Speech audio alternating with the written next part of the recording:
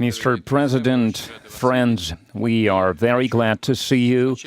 And first of all, I would like to thank you once again for making this decision to participate in the commemorative events to honor the 80th anniversary of the victory in the Great Patriotic War.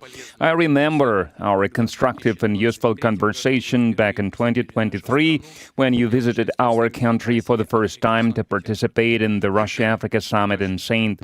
Petersburg.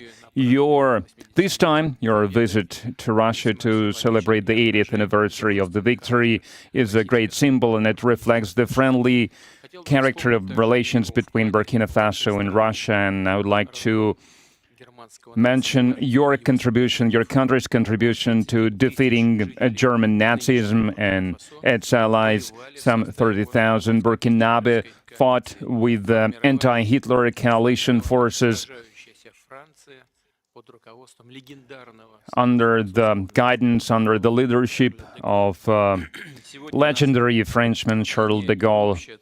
And now we are united by our joint goal to fight against terrorism and extremism, and we will continue to support the Republic and restoring constitutional and lawful order, to fight against unlawful factions that are still operating in some parts of Burkina Faso. In recent years, we have accomplished great progress in mutually beneficial cooperation in various fields. In the end of 2023, after more than 30 years of hiatus, the embassy of Russia in Ouagadougou was turned operational again. And the economic cooperation is also important, even if trade is modest. It's growing, which is a good trend, and we need to preserve it. And we will continue to work together on further strengthening our economic ties and diversify further our trade cooperations. And it was useful to hold economic days of Burkina Faso in Russia that were held in 2024. And it was attended by the high-level Burkinabe delegation led by the Deputy Prime Minister, and we are working now on establishing intergovernmental commission. We have already established a working group to look into that matter, and we will continue to support your country in training personnel in 2024 and in 2025. The quota of Russian state scholarship for Burkinabe nationals was more than doubled, and this year we are ready to receive 27 more students from your country at the state's expense, and in total, more than 3,500 Burkinabe received higher education in Russia.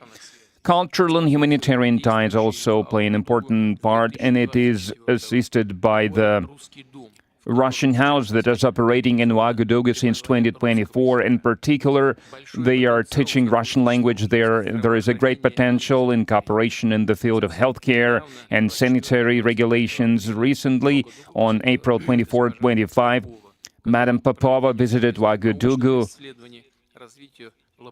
and discussed the development of scientific and research infrastructure and training of personnel. We also prioritize humanitarian support for Burkina Faso. Last year, we allocated 25,000 tons of wheat free of charge, and this month we are going to send a large supply of other food products to Ouagadougou. We appreciate the support from Burkina Faso and many international platforms, including the UN and other multilateral platforms. A useful format of cooperation is the consultations between Russia and Sahel States Confederation. April this year, such a session was held in Moscow with foreign ministers. There are good prospects in many areas, and we will have a chance to discuss some of them today. Thank you for your attention. Thank you very much. Congratulations, Mr. President. I hope I pronounced my felicitation properly. For me, it was an honor to be part of these commemorative events devoted to the great victory anniversary, and I would like to thank you for inviting us. It was a great honor for us. And I need to say that during this visit, I learned a lot.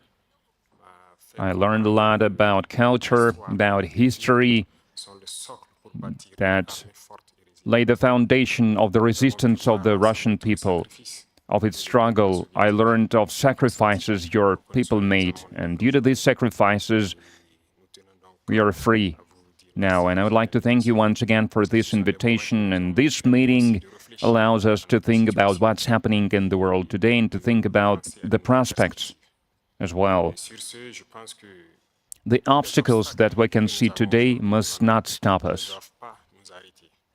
These obstacles, in some way, they are even an advantage, because despite all the sanctions that were imposed on the Russian Federation by many states, Russia is still holding the leading position internationally, and we understand this. We understand how difficult it is.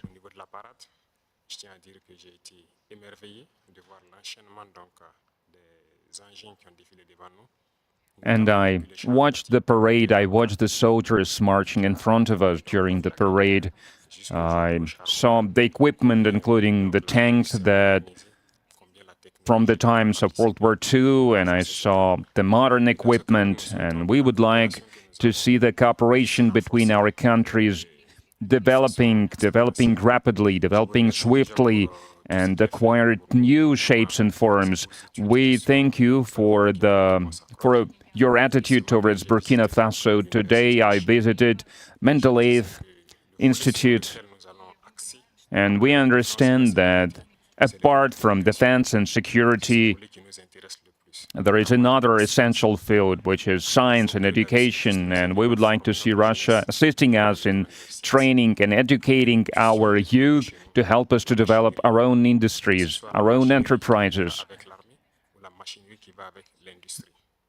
machinery, other types of manufacturing, because it's very important for Africa.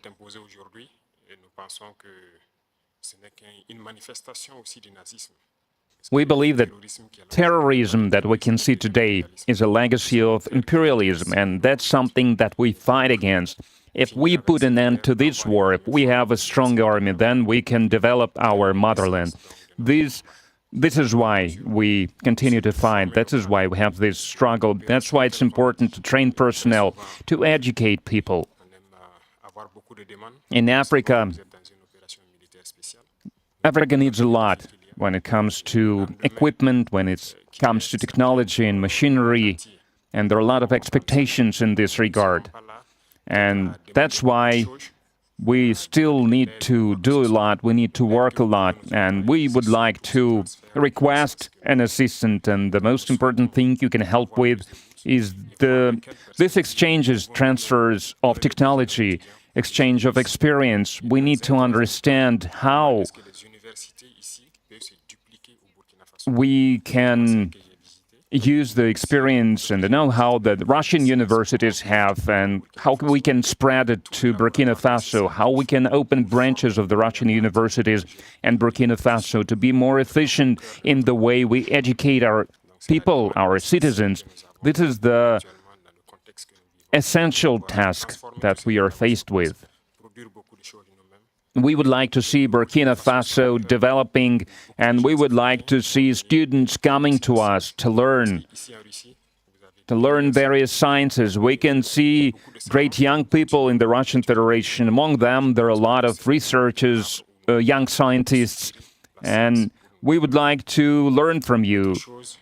And another important area is military. We have a lot of projects in the field of defense.